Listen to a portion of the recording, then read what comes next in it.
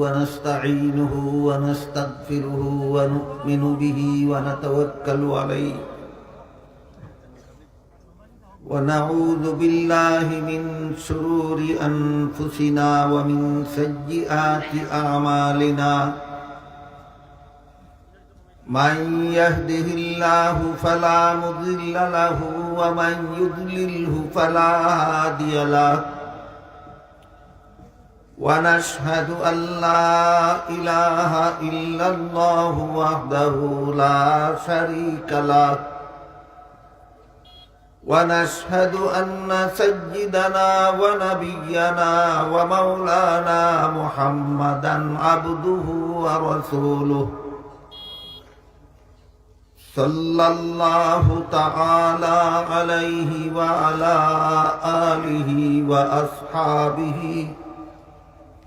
وأصحابه وبارك وسلم أما بعد فأعوذ بالله من الشيطان الرجيم بسم الله الرحمن الرحيم وكذلك جعلناكم أمة وسطا لتكونوا شهداء على الناس ويكون الرسول عليكم شهيدا وقال رسول الله صلى الله عليه وسلم إن الله فضلني على الأنبياء وفضل أمتي على الأمم أو كما قال عليه الصلاة والسلام শ্রদ্ধেয় সভাপতি হযরত উলামায়ে কেরাম, এলাকার সর্বস্তরের মুসলমান ভাইয়েরা আমার, আশপাশের বাড়িঘরের পর্দার আড়ালে বসা আমার মা ও বোনেরা, পবিত্র কোরআনের সূরাতুল বাকারার 143 নম্বর আয়াতের সামান্য অংশ আমি আপনাদের সামনে তিলাওয়াত করেছি। যেহেতু আপনারা তাফসীরুল কোরআন মাহফিল নাম দিয়েছেন, তাই তিলাওয়াতকৃত আয়াতাংশের তাফসীর থেকে কিছু কথা আপনাদেরকে শোনাবার জন্য। এই আয়াতাংশে আল্লাহ বলেন, হে মুহাম্মাদুর রাসূলুল্লাহ সাল্লাল্লাহু আলাইহি ওয়াসাল্লামের উম্মতেরা, যেভাবে আমি আল্লাহ তোমাদের জন্য শ্রেষ্ঠ কিবলা নির্ধারণ করে দিয়েছি, তেমনি ভাবে আমি আল্লাহ তোমাদেরকে শ্রেষ্ঠ উম্মত সাব্যস্ত করেছি, যাতে তোমরা অন্যদের বেলায় সাক্ষী হতে পারো। আর তোমাদের রাসূলকে শ্রেষ্ঠ রাসূল সাব্যস্ত করেছি, যেন তিনি তোমাদের পক্ষে সাক্ষী হতে পারেন। এই হলো আয়াতের অর্থ।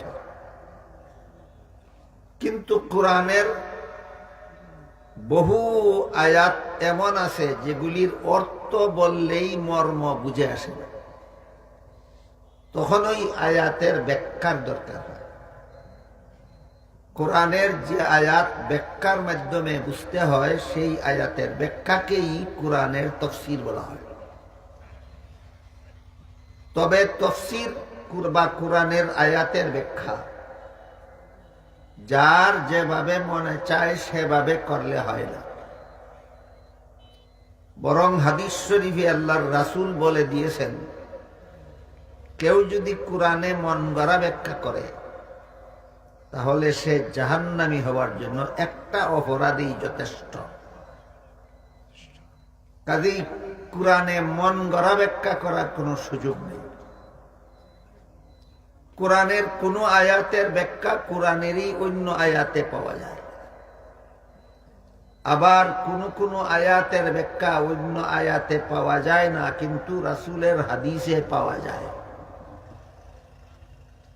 কোন আয়াতের ব্যাখ্যা সাহাবায়ে কেরামের জীবন ইতিহাসে পাওয়া যায়,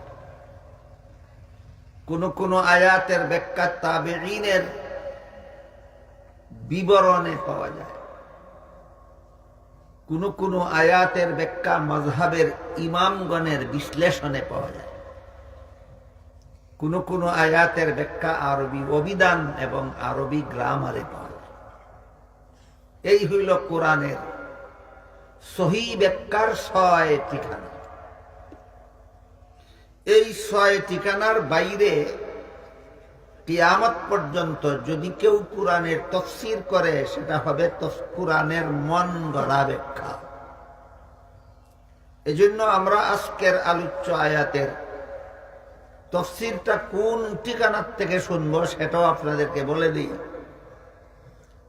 কোরআনের সহিহ ব্যাখ্যার প্রথম ঠিকানা স্বয়ং কোরআন, দ্বিতীয় ঠিকানা হলো রাসূলের হাদিস। আপাতত এইটুকু মনে রাখুন যে কোরআনের সহিহ ব্যাখ্যার দ্বিতীয় ঠিকানা রাসূলের হাদিস। আজকে আমরা যে আয়াতের অংশ তিলাওয়াত করেছি, এর ব্যাখ্যা আমরা রাসূলের হাদিস থেকে বোঝার চেষ্টা করব। সহিহ বুখারী শরীফের দ্বিতীয় খণ্ড কিতাবুত তাফসীর বা তাফসীরুল কোরআন অধ্যায় রাসূল করিম সাল্লাল্লাহু আলাইহি ওয়াসাল্লামের বর্ণিত একটি দীর্ঘ হাদিস আছে, যে হাদিসে আল্লাহ রাসূল এই সূরাতুল বাকারার 143 নম্বর আয়াতের ব্যাখ্যা করেছেন এবং ব্যাখ্যা করে বলে দিয়েছেন এই বিবরণটাই হইল এই আয়াতের ব্যাখ্যা। কাজেই আমরা সূরাতুল বাকারার 143 নম্বর আয়াতের যে অংশ তিলাওয়াত করেছি, এই অংশের ব্যাখ্যা রাসূলের হাদিসের মধ্যে আছে, যে হাদিসটাই সহিহ বুখারী শরীফে উল্লেখ আছে। আমরা সেখান থেকেই আজকের এই আয়াতের ব্যাখ্যাটা শোনার বোঝার চেষ্টা করব।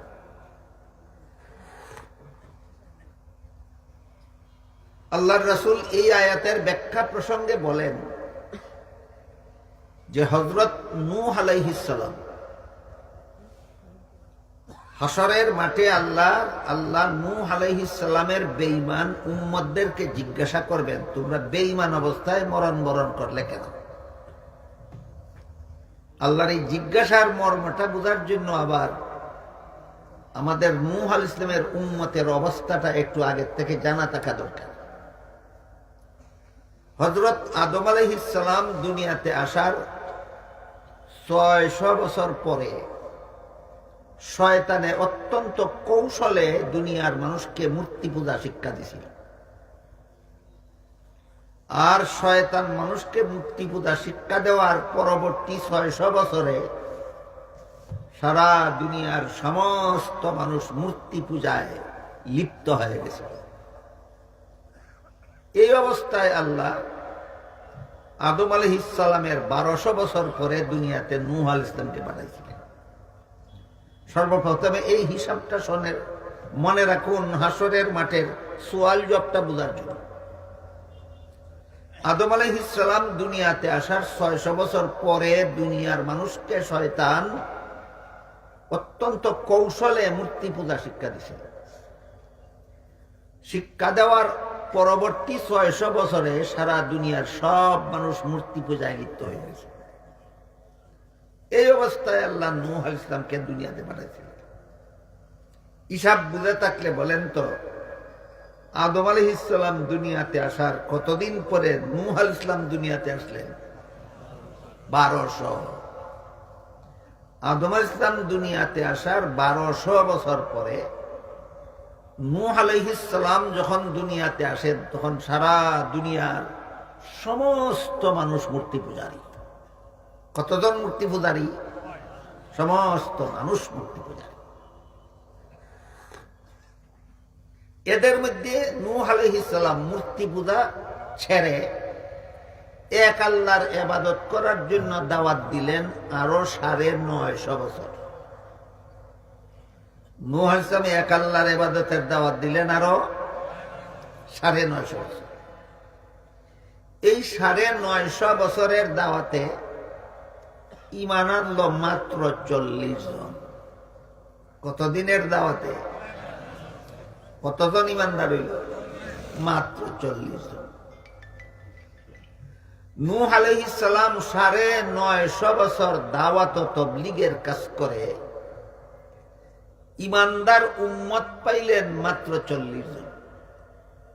আর মুহাম্মাদুর রাসূলুল্লাহ সাল্লাল্লাহু আলাইহি ওয়াসাল্লাম মাত্র 23 বছর দাওয়াত ও তাবলীগের কাজ করে ঈমানদার উম্মত পাইলেন সমস্ত জান্নাতীদের 3 ভাগের 2 ভাগ। দুই নবীর মর্যাদায় কিছু বেশ কমেছে নি? কতখান? তুলনাহীন, কোন তুলনা চলে না। দাওয়াত দিলেন 950 বছর, উম্মত পাইলেন 40 জন। ইনি দাওয়াত দিলেন মাত্র 23 বছর, উম্মত পাইলেন সমস্ত জান্নাতীদের 3 ভাগের 2 ভাগ। এটা একমাত্র আমাদের নবীর মর্যাদা। আল্লাহ পাক রব্বুল আলামিন আমাদের নবীকে বিভিন্ন ভাবে গোটা সৃষ্ট জগতের উপরে তো বটেই, সমস্ত নবী রাসূলগণের উপর আল্লাহ আমাদের নবীকে বহু শ্রেষ্ঠত্ব দান করেছেন, অনেক মর্যাদা দান করেছেন। এই মর্যাদাগুলি কোরআনে হাদিসে যেভাবে বর্ণিত হয়েছে সমাজে সেইভাবে আলোচনা হয় না। আল্লাহ আমাদের নবীকে যত আলাদা মর্যাদা, যত শ্রেষ্ঠ মর্যাদা দান করেছেন, আমাদের নবীর মর্যাদার যত বিবরণ কোরআনে বর্ণিত হয়েছে, হাদিসে বর্ণিত হয়েছে, এইগুলি সহি শুদ্ধভাবে সমাজে বর্ণিত হয় না। না হওয়ার কারণে আমার ধারণা যে আমাদের সমাজের মুসলমান এখনো আমাদের নবীর আলাদা মর্যাদা জানে না। কেন জানেন না? আপনারা কেন জানেন না? আপনাদের দোষে না আমাদের সঠিকভাবে বর্ণনা না করার দোষে? হ্যাঁ, আমরা যারা বর্ণনা করি দোষটা আমাদের। আমরা আমাদের নবীর সঠিক মর্যাদার বর্ণনা কোরআন হাদিসে যেভাবে আছে এইভাবে আপনাদেরকে বলি না, এই জন্য আপনারা জানেন না। যারা বলেন কিছু কিছু, তারা হয়তো বাড়াবাড়ি করেন আর না হয় অতিরঞ্জিত করেন। কেউ নবীর মর্যাদা বর্ণনা করতে গিয়া নবীকে আল্লাহর সমান বানাইয়া ফেলেন, আর কেউ আমাদের নবীর মর্যাদা বর্ণনা করতে গিয়া অন্যান্য নবীর সমান বানাইয়া ফেলেন। আপনাদের নবীর মর্যাদা অন্যান্য নবীর সমান না শ্রেষ্ঠ? আল্লাহর সমান না আল্লাহর নিচে? এই সীমা রেখা ঠিক রেখা কেউ কয় না। হয়তো অন্য নবীর সমান বানায় আর না হয় আল্লাহর সমান বানায়। অন্য নবীর সমান বানাইলে আমাদের নবীর অবমাননা হয়, আর আল্লাহর সমান বানাইলে আল্লাহর সাথে শিরিক হয়। নবীর অবমাননা করলেও ঈমান থাকে না, শিরিক করলেও ঈমান থাকে না। ঘটনাটা কি হয়? নবীর মর্যাদার নামে হয়তো কুফরি করে আর না হয় শিরিকি করে। কিসের নামে? নবীর মর্যাদা দেওয়ার নামে, তাজিমে রসুলের নামে, নবীকে সম্মান করার নামে হয়তো শিরিক করে আল্লাহর সাথে শরীক বানাইয়া, আর না হয় কুফরি করে নবীরে মর্যাদার থেকে আলামাইয়া। কথা বুঝতে পারলেন? দুইটা উদাহরণ দিয়ে শুনুন। হাদিস শরীফে রাসূল বলেন, ইন্নাল্লাহা ফাদ্দালানি আলাল আম্বিয়া, আল্লাহ আমাকে সমস্ত নবী রাসূলগণের উপর শ্রেষ্ঠ মর্যাদা দান করেছে। কি বলছেন? অন্য নবী রাসূলগণের সমান মর্যাদা বলেছেন না শ্রেষ্ঠ? শ্রেষ্ঠ। তাহলে অন্যান্য নবীর যে সমস্ত মর্যাদা আছে যেমন আজীবন বেগুনাহ হওয়া, এটা সব নবীর মর্যাদা। জীবন ভর বেগুনাহ হওয়া, এটা কোন কোন নবীর মর্যাদা? সব নবীর মর্যাদা। দাফনের পরে জীবিত হওয়া, এটা সকল নবীর মর্যাদা। দাফনের পরে জীবিত হওয়া সকল নবীর মর্যাদা। আপনি যদি এখন আমাদের নবীর মর্যাদা বর্ণনা করতে গিয়া বলেন আমাদের নবী বেগুনাহ, এটা কি আপনাদের নবীর মর্যাদা হইল না অন্য নবীর সমান বানানি হইল? যে কয় হেও বুঝে না, যে শুনে হেও বুঝে না। যারা শুনে তারা কি অপমানটা নবীরে করলো বুঝবে দূরের কথা, যে কয়ে নিজেই বুঝে না নবীরে এখানে মর্যাদা দেওয়ার নামে কি অপমানটা করলো। আমি আপনাদের জিজ্ঞাসা করি, পাঠশালা স্কুলে যারা পঞ্চম শ্রেণীতে লেখাপড়া করে এরা কি এবিসিডি জানে না? কিছু ভুল হয়? পঞ্চম শ্রেণীর ছাত্র কি এবিসিডি চিনতে বলবে তো কথা না। পাঠশালার পঞ্চম শ্রেণীর ছাত্র এবিসিডি খুব ভালোভাবেই জানে, পড়তে বুঝতে চিনতে কোনো অসুবিধা না। কিন্তু যেই ছেলেটা এমএসসি পাস করে, কি পাস? এমএসসি পাস, এই ছেলেটার প্রশংসা করতে গিয়ে যদি আপনি বলেন যে এই ছেলেটা বালা এবিসিডি জানে, কথা তো সত্যই কইছেন, কিন্তু তার প্রশংসা হয়েছে না অপমান? এই ধরনের অপমান নবীর মর্যাদার নামে বক্তারা আমাদের নবীকে করে থাকে। নবী তো বেগুনা ঠিকই আছে, কিন্তু বেগুনা হওয়া তো তোমার নবীর আলাদা মর্যাদা না, এটা তো সকল নবীর মর্যাদা।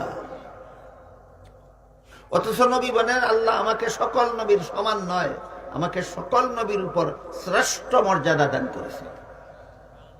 সত্যই যদি তোমার নবীর মর্যাদা মানুষকে বুঝাবার উদ্দেশ্য থাকে, তাইলে যেই মর্যাদা শুধু তোমার নবীর মধ্যে আছে অন্য নবীর মধ্যে নাই সেইটা বলো। আর সেইটা যদি না জানো তাইলে না গালে না পাওয়া অঙ্গখানা চুলকাতে যাও কেন?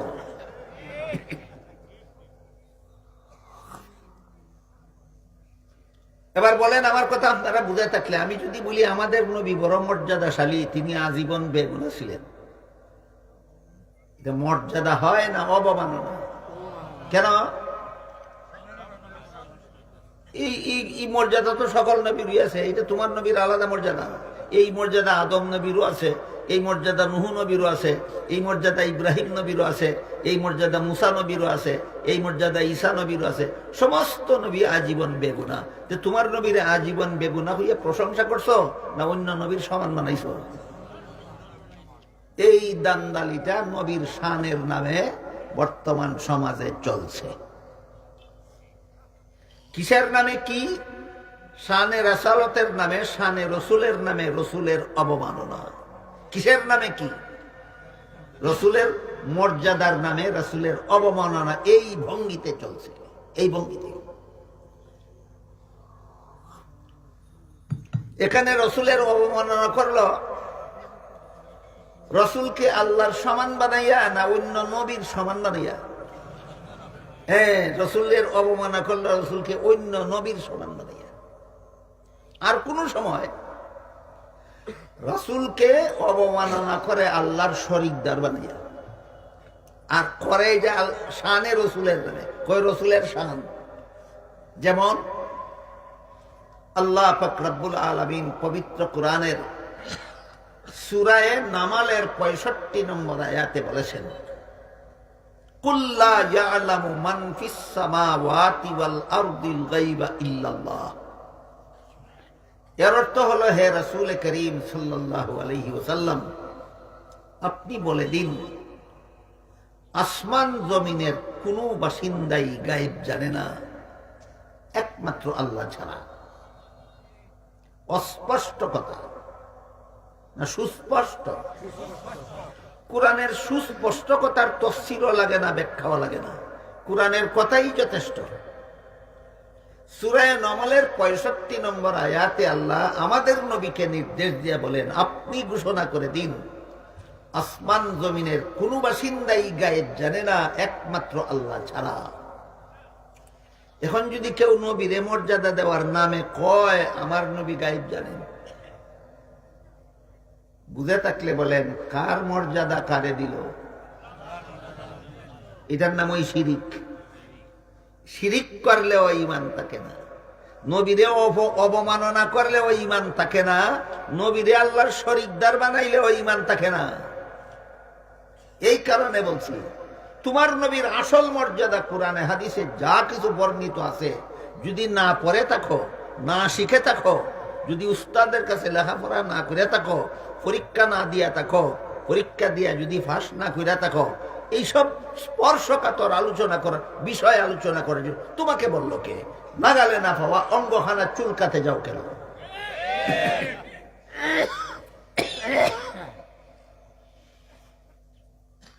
সূরা নামালের 65 নম্বর আয়াতে আল্লাহ সুস্পষ্টভাবে ঘোষণা দিয়েছেন গায়েব জানা কোন নবী রাসূলের কাজ নয়, গায়েব জানা একমাত্র আল্লাহর কাজ। আর আল্লাহ ছাড়া অন্য কারো মধ্যে নাই এমন গুণ নবীর মধ্যে আছে বলার নাম ওই নবীর আল্লাহর শরীক বানানি। আল্লাহ ছাড়া অন্য কারো মধ্যে নাই এমন গুণ কোন ওলির মধ্যে আছে মনে করার নাম ওই ওলিরে আল্লাহর শরীকদার বানানি। কেউ নবীর মর্যাদার নামে বেগুনা কইয়া অন্য নবীর সমান বানায়, এটাও নবীর অবমাননা। আর কেউ নবীর মর্যাদা দেওয়ার নামে নবীরে গায়েব জাননেওয়ালা কইয়া আল্লাহর শরীক বানায়, এটাও আল্লাহর সাথে বেয়াদবি। এই দুটোটাই ঈমান বিধ্বংসী।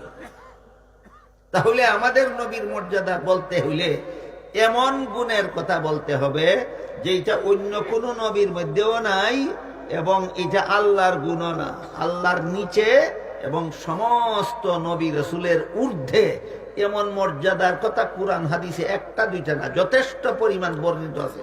জানলে ওইটা কও, না জানলে এই ব্যাপারে চুপ থাকো। যেমন এক দুইটা উদাহরণ দিয়ে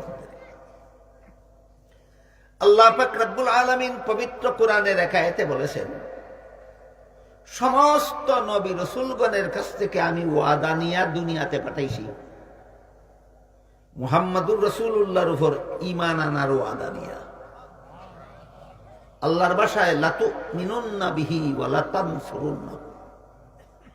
আদম আলাইহিস সালামকে মুহাম্মাদুর রাসূলুল্লাহর উপর ঈমান আনার ওয়াদা নিয়ে আল্লাহ আদমকে দুনিয়াতে পাঠিয়েছেন। নূহ আলাইহিস সালামকে দুনিয়াতে পাঠিয়েছেন মুহাম্মাদুর রাসূলুল্লাহর উপর ঈমান আনার ওয়াদা নিয়ে। ইব্রাহিম নবীকে দুনিয়াতে পাঠিয়েছেন মুহাম্মাদুর রাসূলুল্লাহর উপর ঈমান আনার ওয়াদা নিয়ে। মুসা নবীকে দুনিয়াতে পাঠিয়েছেন মুহাম্মাদুর রাসূলুল্লাহর উপর ঈমান আনতে হবে ওয়াদা নিয়ে। ঈসা নবীকে দুনিয়াতে পাঠিয়েছেন মুহাম্মাদুর রাসূলুল্লাহর উপর ঈমান আনতে হবে এই ওয়াদা নিয়ে। কারণ কি?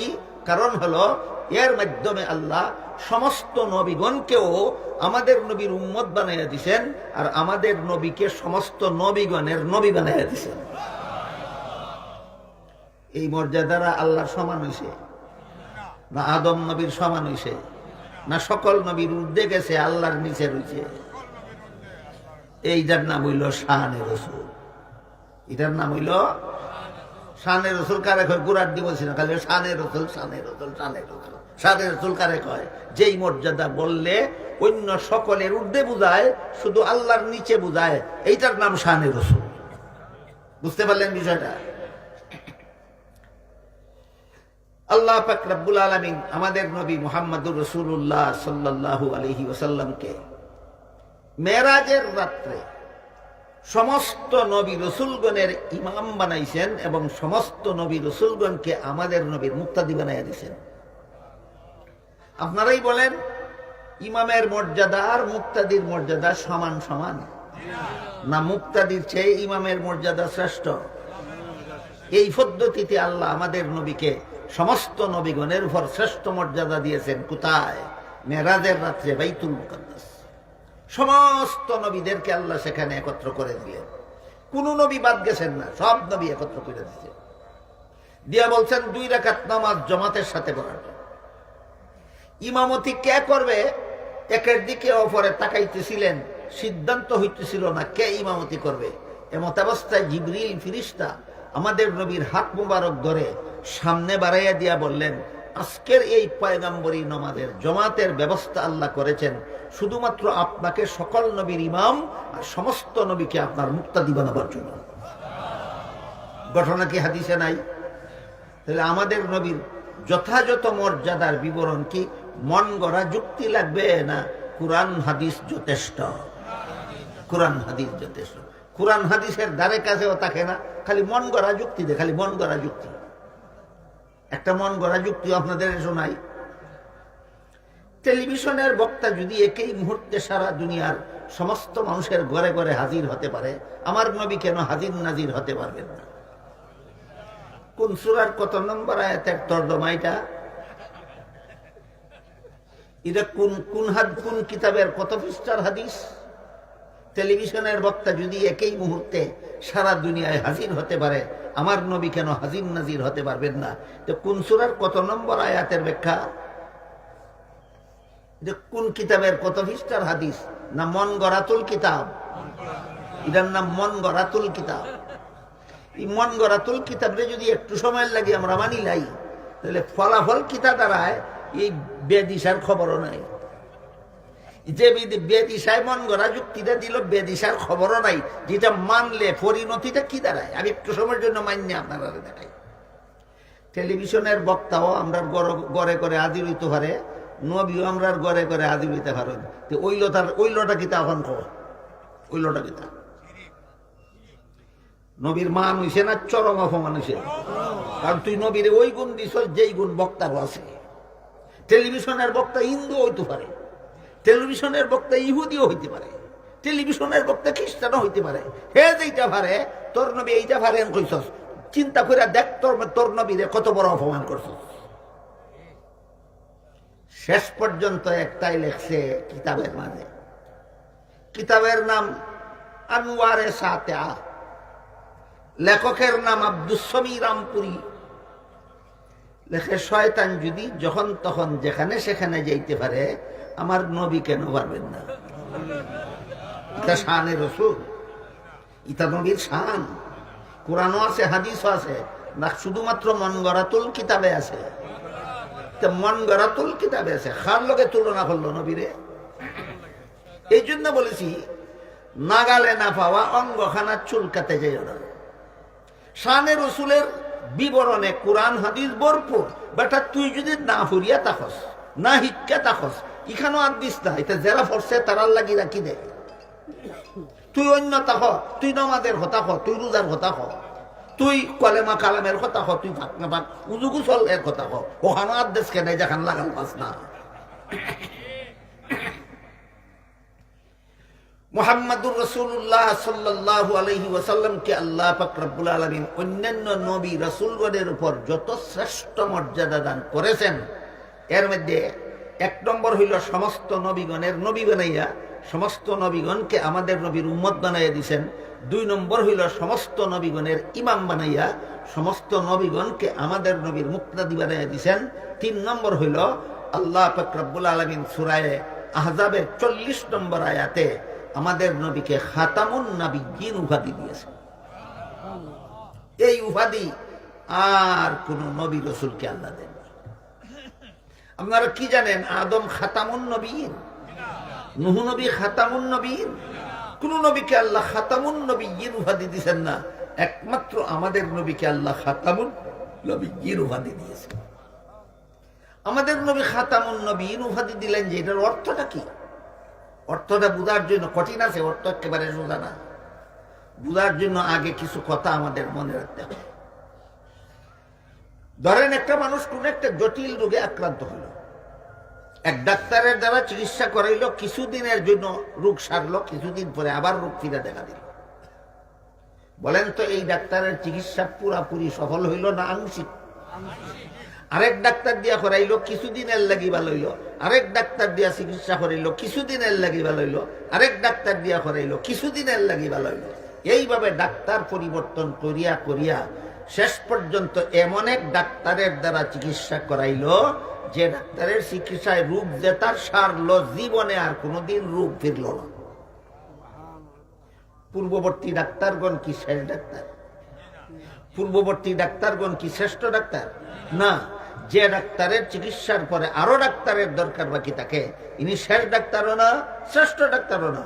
ঠিক তেমনি ভাবে যে সমস্ত নবীর আবির্ভাবের পরে দুনিয়ার মানুষের হেদায়েতের জন্য আরো নবীর দরকার বাকি থাকে, তারা শেষ নবীও না, শ্রেষ্ঠ নবীও না। যে ডাক্তারের চিকিৎসার পর রোগীর চিকিৎসার জন্য আর কোনো ডাক্তারের দরকার বাকি থাকে না, তিনি শেষ ডাক্তারও, শ্রেষ্ঠ ডাক্তারও।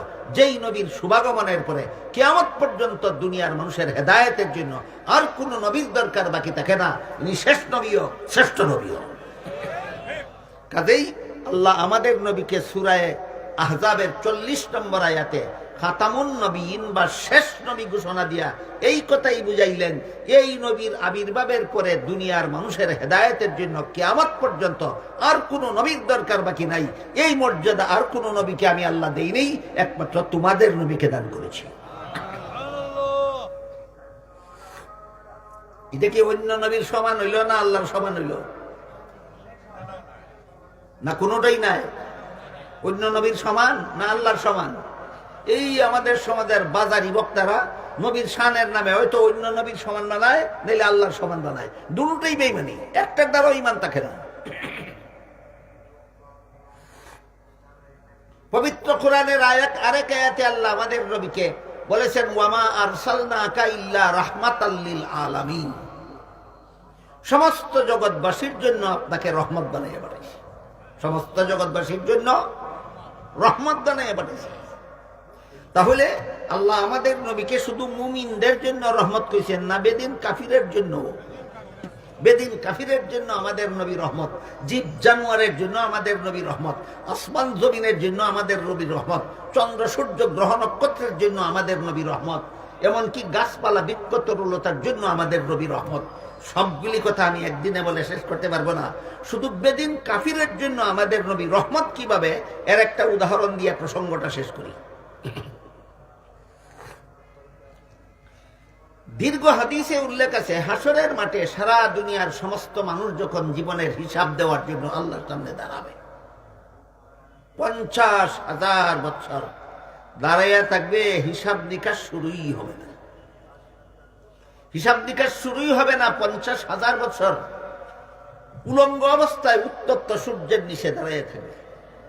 হাসরের মাঠের মানুষ আদম আলাইহিস সালামকে অনুরোধ করবে, যারা জান্নাতে যাওয়ার যাবে, যারা জাহান্নামে যাওয়ার যাবে, হিসাব নিকাশটা সমাধা করে দেওয়ার জন্য আল্লাহর কাছে সুপারিশ করে দিন। আদম বলবেন আমার সাহস নাই। নূহ আলাইহিস সালামকে অনুরোধ করবে, তিনিও বলবেন আমার সাহস নাই। ইব্রাহিম আলাইহিস সালামকে হাসরের মাঠের মানুষ অনুরোধ করবে যে আল্লাহর কাছে সুপারিশ করে দিন, হিসাব নিকাশের কাজটা যেন আল্লাহ সমাধা করে দেন, তিনিও বলবেন আমার সাহস নাই। মুসা আলাইহিস সালামকে হাসরের মাঠের মানুষ অনুরোধ করবে, তিনিও বলবেন আমার সাহস নাই। ঈসা আলাইহিস সালামকে অনুরোধ করবে, ঈসা আলাইহিস সালাম বলবেন হাসরের মাঠের মানুষ শুনো, আমারও সাহস নাই, তবে তোমরা একটা পরামর্শ দেই। কি পরামর্শ? আজকে কোনো মুমিন মুসলমানের হিসাব নিকাশ দূরের কথা, আজকে কোনো বেদিন কাফিরের হিসাবও আল্লাহ শুরু করবেন না মুহাম্মাদুর রাসূলুল্লাহর সুপারিশ ছাড়া। সত্যই যদি তোমরা আল্লাহর কাছে হিসাব নিকাশ শুরু করার জন্য কবুল হওয়ার মতো সুপারিশগার চাও, মুহাম্মাদুর রাসূলুল্লাহর কাছে যাও। এই হাদিসে পরিষ্কার হয়ে গেল, হাসরের মাঠে নমরুদের হিসাব নিকাশ শুরু হওয়ার জন্য মুহাম্মাদুর রাসূলুল্লাহর সুপারিশের দরকার হবে। ফেরাউনের হিসাব নিকাশ শুরু হওয়ার জন্য হাসরের মাঠে মুহাম্মাদুর রাসূলুল্লাহর সুপারিশের দরকার হবে।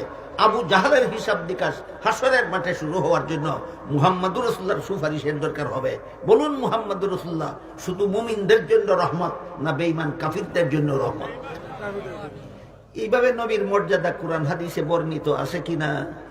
কইলে কি অন্য নবীর সমান হয় না আল্লাহর সমান হয়? না মাঝখানো তাকে? ও মাঝখানো তাহা হইল তোমার নবীর শান। কথা বুঝলা নি যাব? ওখান যাই মূল কথার দিকে।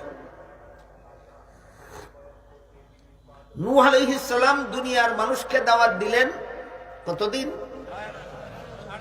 950 বছর। ঈমান আনলো মাত্র 40 জন। মুহাম্মাদুর রাসূলুল্লাহ দুনিয়ার মানুষকে দাওয়াত দিলেন মাত্র 23 বছর। ঈমান আনলো কতজন? আসমানত কতটা তারা আছে যেভাবে সারা জীবনে গণ্যা কেউ শেষ করতে পারবে না, ঠিক তেমনি ভাবে মুহাম্মাদুর রাসূলুল্লাহর ঈমানদার মুসলমান উম্মতের সংখ্যা কত কেউ গণতে থাকলে জীবন শেষ হয়ে যাবে, উম্মতের সংখ্যা গোনা শেষ হবে না।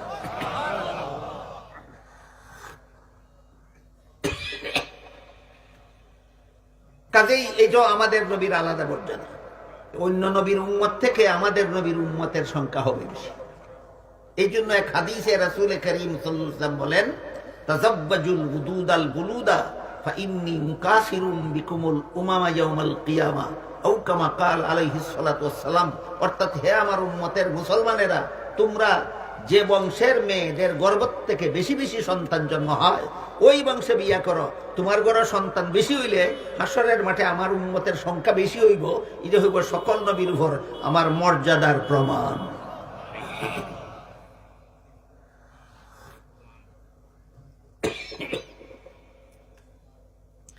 এক হাদিসে উল্লেখ আছে, রাসূল করিম সাল্লাল্লাহু আলাইহি ওয়াসাল্লাম বলেন, আল্লাহ আমার ৭০,০০০ উম্মতকে বিনা হিসাবে জান্নাতে দিবেন, আমাকে কথা দিয়েছেন। কতজন? ৭০,০০০। নূহ আলাইহিস সালাম সর্বমোট উম্মত পাইছেন কত? আপনাদের নবীর বিনা হিসাবে জান্নাতি কত? ৪০ আর ৭০,০০০ কোনো তুলনা চলে? কথা শুনে হযরত উমর জিজ্ঞেস করে, নগো আল্লাহ রাসূল, আল্লাহ নিজের পক্ষ থেকে বলেছেন আপনার ৭০,০০০ উম্মতকে বিনা হিসাবে জান্নাতে দিবেন, এটা তো আপনি চাইয়া আনছেন না। আপনি কেন তখন চাইলেন না যে বিনা হিসাবে আপনার জান্নাতি উম্মতের সংখ্যাটা আরো বাড়াবার জন্য? চাইলে তো আল্লাহ আরো বাড়াইয়া দিতেন। কে প্রশ্ন করলেন? হযরত উমর। রাসূল বলেন, উমর, আমি সাথে সাথেই চাইছি যে আল্লাহ আমার বিনা হিসাবে জান্নাতি উম্মতের সংখ্যাটা আরো বাড়াইয়া দিন। উমর বলেন, চাইয়া কি পাইছেন সেটা বলুন। রাসূল বলেন, আমি চাওয়ার পরে আল্লাহ বললেন যে আমি যে বলছিলাম আপনার ৭০,০০০ উম্মতকে বিনা হিসাবে জান্নাতে দেব, আমার দেওয়া ৭০,০০০-এর প্রত্যেক হাজারের সাথে আপনার সুপারিশের কারণে আরো ৭০,০০০, আরো ৭০,০০০, আরো ৭০,০০০ কিনা আপনার উম্মতকে আমি বিনা হিসাবে জান্নাতে দেব। অঙ্কটা এখন কিভাবে হবে? আপনাদের নবীর বিনা হিসাবে জান্নাতি উম্মতের সংখ্যা হবে ৭০,০০০ যোগ ৭০,০০০, না ৭০,০০০ পূরণ ৭০,০০০ সমান ৪৯০ কোটি, সমান ৪৯০ কোটি। ১০ কোটি কম ৫০০ কোটি উম্মতকে আল্লাহ আমাদের নবীর বিনা হিসাবে জান্নাতে দিবেন। এই সুপারিশ পরকালে নয়, দুনিয়াতে থাকাকালে আল্লাহ মঞ্জুর করাইয়া দুনিয়ার থেকে বিদায় দিয়েছে। বলেন, এত বিপুল পরিমাণ উম্মতকে বিনা হিসাবে জান্নাতে দেওয়ার সুপারিশ আর কোন নবীর মঞ্জুর হয়েছে না শুধু আমাদের নবীর মঞ্জুর হয়েছে?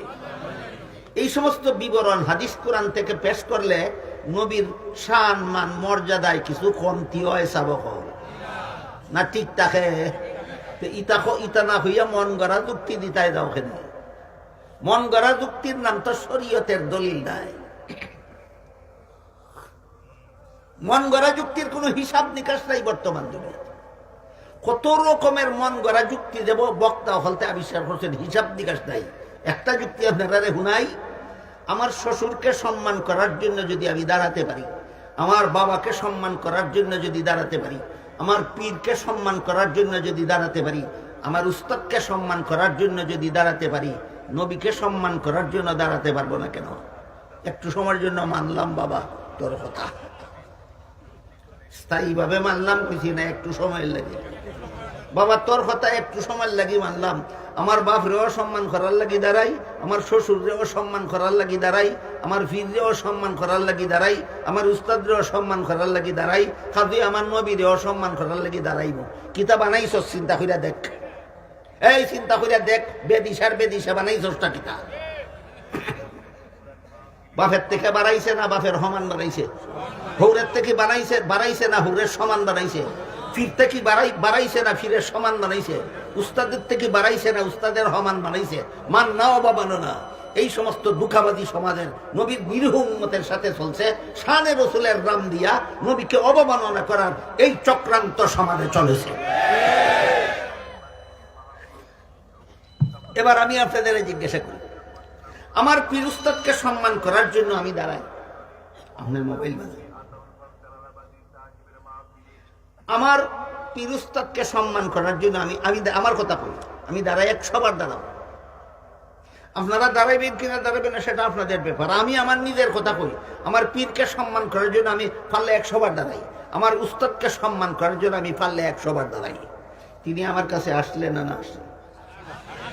আসার পরও আমি তারে দেখলে না দেখলে, তুই যে নবীরে সম্মান করার লাগি দাঁড়াইলে, নবী আইলা কোন সময় আর তুই দেখলে কোন সময়? ওখানে আর জবাব দিতে না হইরা হয় নবী আজির নাজির। মানলাম একটু সময় লাগি আজির নাজির, তে তুই দেখলে কোন সময়? হয় যারা অন্তর নবীর মহব্বত আছে এরা দেখে, যারা অন্তর মহব্বত নাই এরা দেখে না। ও কথা 1 মিনিটের লাগি আমি মানলাম নবী আইসলা তোরার অনুষ্ঠান, নবীর মহব্বত আছে তোরার অন্তর, এর লাগি তোরা দেখিলেইছস। আমরা অন্তর নবীর মহব্বত নেই, আমরা দেখছিও না উবাইছিও না। 1 মিনিটের লাগি মানলাম। এবার হুন, দুনিয়ার জীবনে চর্মচোখে কোন মুমিন মুসলমান নবীরে দেখা মাত্র নবীর সাহাবী হইয়া যায়। আমরা যখন দেখছি না, আমরা তো সাহাবী হইছি না, উবাইছিও না, দেখছিও না, সাহাবী হইছি না।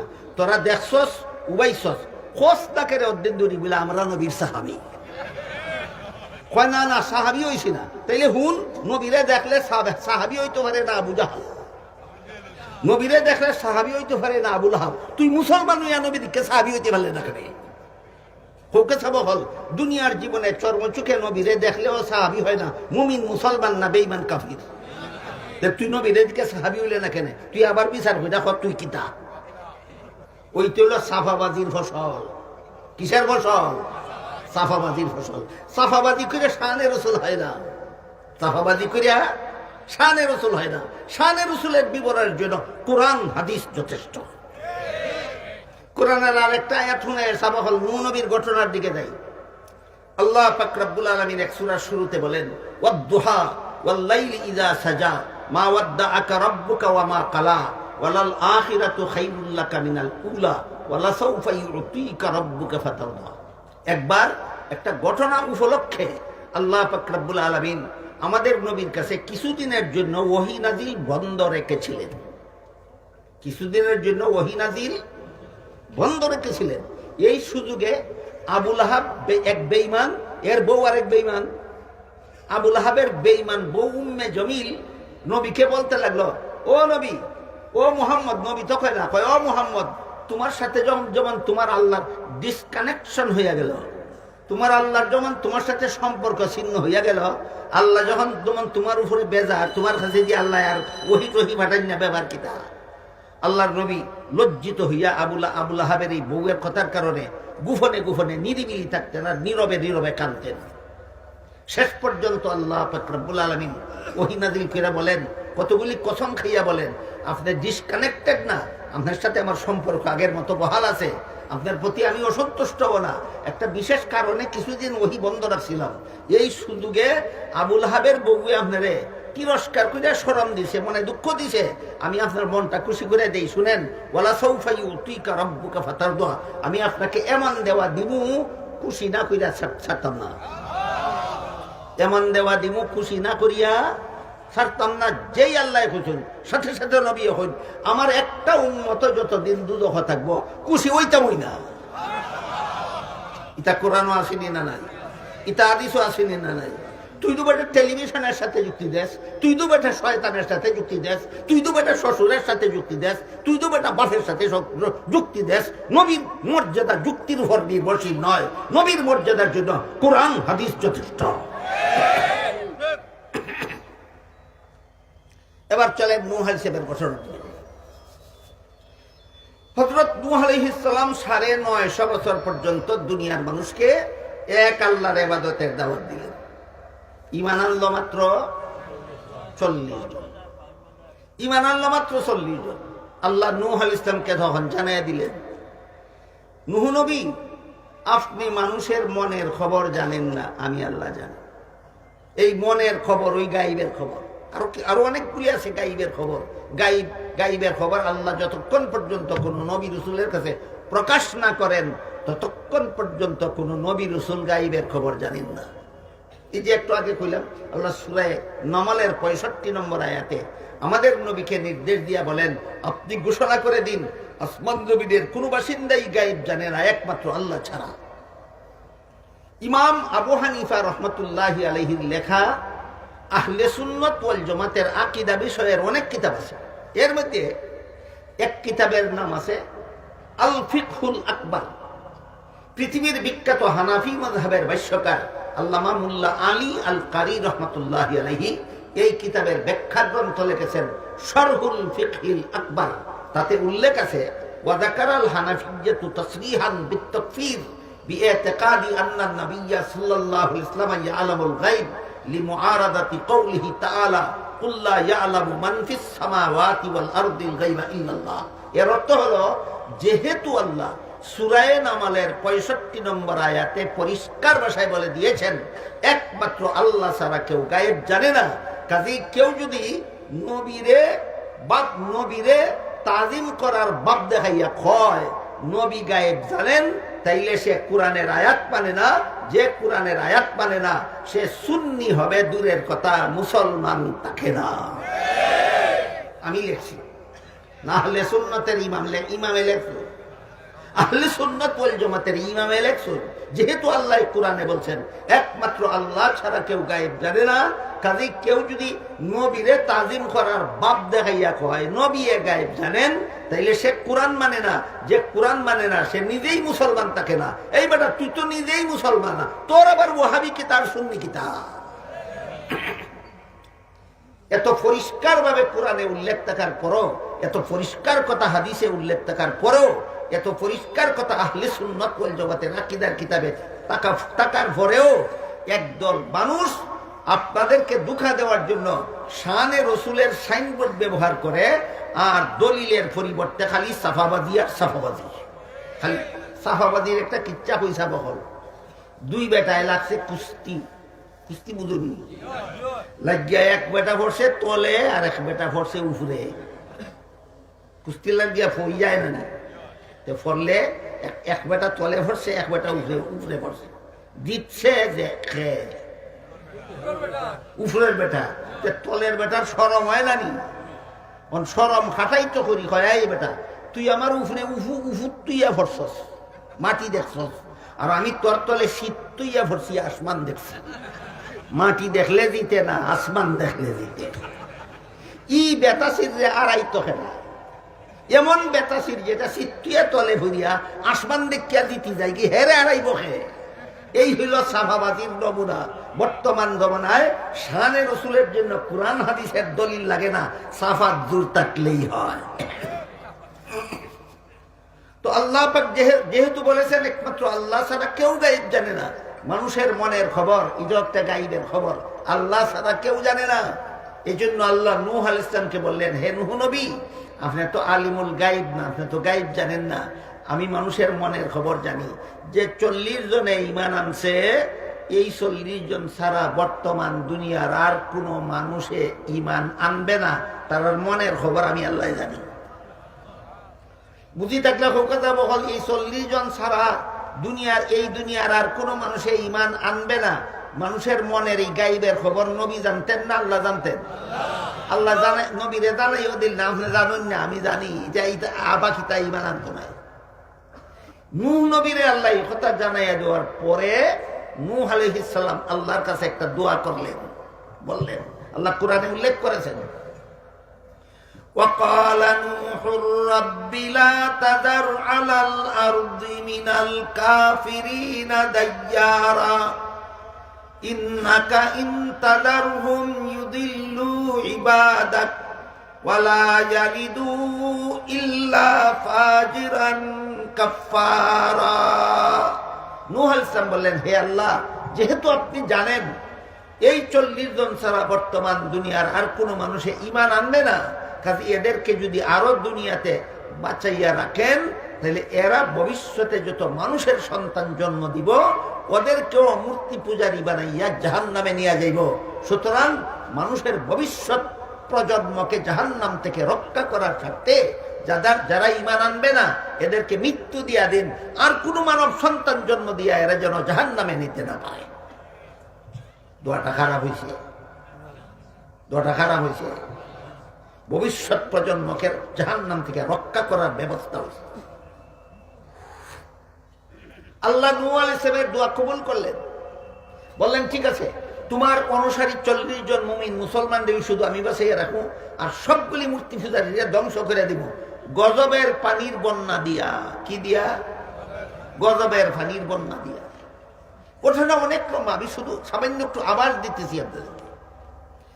আল্লাহ বলেন আমি বিশ্বজুড়া বন্যার গজবের পানির বন্যা দিব। এই বন্যায় মানুষ, পশু, বাড়ি ঘর, গাছপালা সবকিছু ধ্বংস হয়ে যাবে, কিন্তু তুমি আর তোমার অনুসারী 40 জন আর যত রকমের জীব জানোয়ার আমি সৃষ্টি করছি সবগুলি মানুষের খেদমতের জন্য সৃষ্টি করছি। এটা আপনারা বিশ্বাস করেন? আল্লাহ যত রকমের জীব জানোয়ার সৃষ্টি করেছেন একটাও অকারণে নয়, সবগুলিকে আল্লাহ মানুষের সেবার জন্য সৃষ্টি করেছেন। এক বেটায় একদিন হয় আল্লাহ বিষাক্ত হাব বানাইলো, কোন খাবে মানুষের ক্ষতি করতো, খামরাইতো আর মারতো। বাদে ওষুধ হইয়া ফার্মেসিতে ওষুধ আনতে গিয়া দেখে ওষুধটা হাফের বিষ দিয়া বানাইছে। বানাইনি তা বাবা, বুঝি থাকলে খোকা হাব বানাইছুন মানুষের অনিষ্ট করার লাগে না জটিল লোকের চিকিৎসার ঔষধ তৈরি করার লাগে? ইলাখান যত জীব জানোয়ার আল্লাহ বানাইছেন সবগুলিকে আল্লাহ মানুষের উপকারের জন্য বানাইছেন, মানুষের খেদমতের জন্য। শুধু জীব জানোয়ার নয়, আসমান থেকে জমিন পর্যন্ত, আরশ থেকে পাতাল পর্যন্ত যা কিছু আল্লাহ সৃষ্টি করেছেন সবগুলি মানুষের উপকারের জন্য সৃষ্টি করেছেন।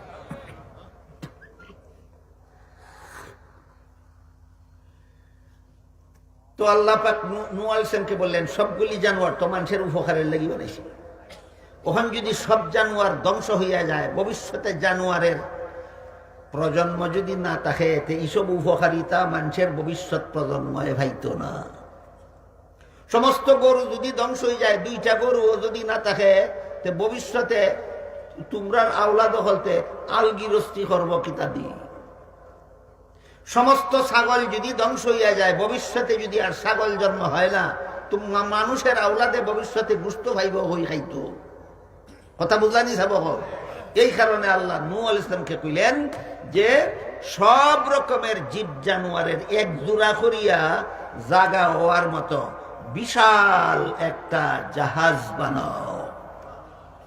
সব মরি যাইব, সব মানুষ ধ্বংস হয়ে যাব, সব জীব জানোয়ার ধ্বংস হয়ে যাব, সব বাড়িঘর ধ্বংস হয়ে যাব, কিন্তু তোমরা 40 জনের মাধ্যমে মানুষের ভবিষ্যৎ প্রজন্ম রক্ষা হবে।